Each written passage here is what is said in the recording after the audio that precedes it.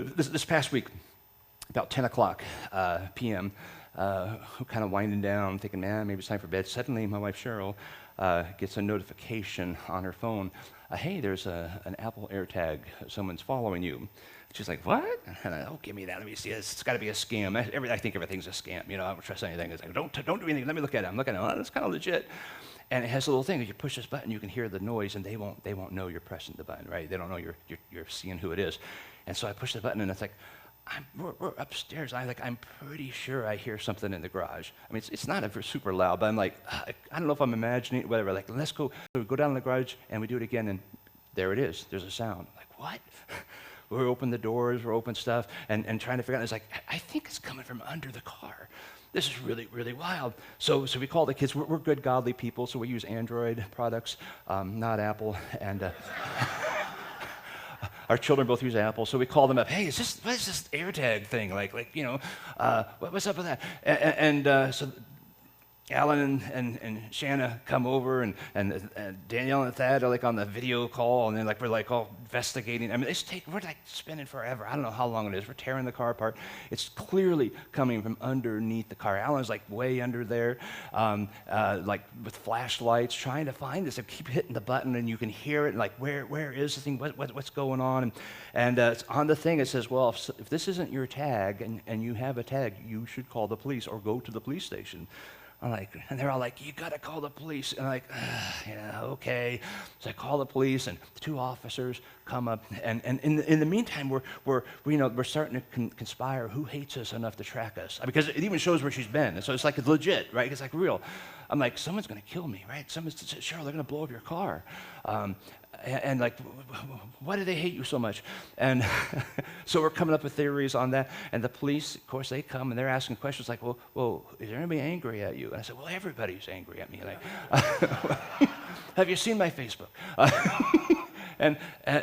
Well, one of the officers said, man, I was a preacher's kid. I know how this works. Everybody hates you. You're right. And I said, yeah, thanks. So it could be someone at church. Then watching you.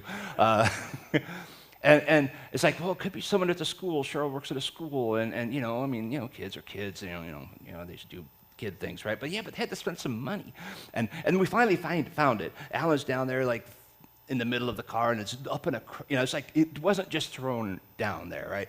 It was definitely placed very purposefully on her car. We're trying to figure this out, and I say, I shouldn't joke with police officers, but I'm like, it could be like a holy war. There's other churches in town, and maybe they're trying to take me out. I don't know. I don't know what's going on here.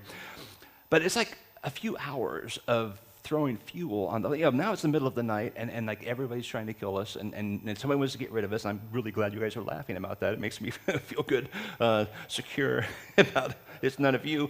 And finally we're like, well, we got it. They took it to the police station, and we're like, oh, well, we got to go to bed. We got to wake up in a few hours.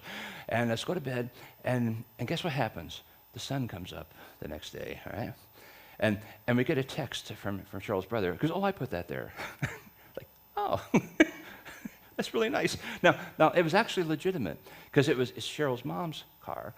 And for those of you who didn't maybe see our Facebook, Cheryl's mom moved into assisted living yesterday.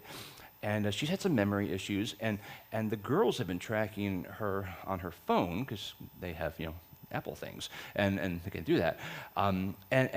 His thought was, because she'd get lost once in a while, and we could find her and go, save the day. But we thought, what if she leaves her phone at home and drives off? Who knows? So he put a tracker down there, and then she broke the hip, and the doctor's like, no more driving, and besides, you're going to get lost. So the doctor's like, don't drive. So we knew she would drive, so we had to get the car, and then her brother's like, well, you drive the car around. I mean, got to keep it going.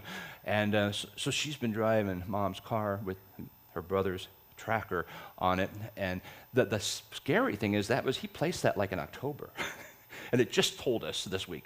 So we would have been dead anyway. Maybe it's time to go Apple. I don't know. Android got a little slow on the warning there.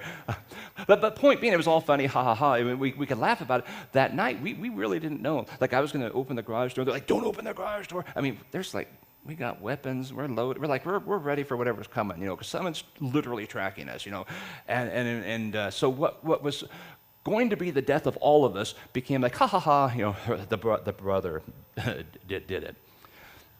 Now here's the thing. A lot of people live in that darkness 24 hours a day.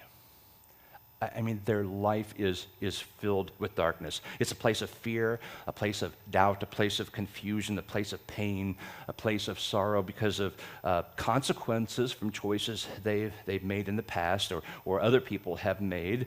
They're living their lives separate from God, and there's consequences to that, opposite of what Jesus said last week in the Beatitudes. Some live in addiction, some live in bondage and brokenness, and they have no idea how to get free from that. It's just darkness, and they feel trapped.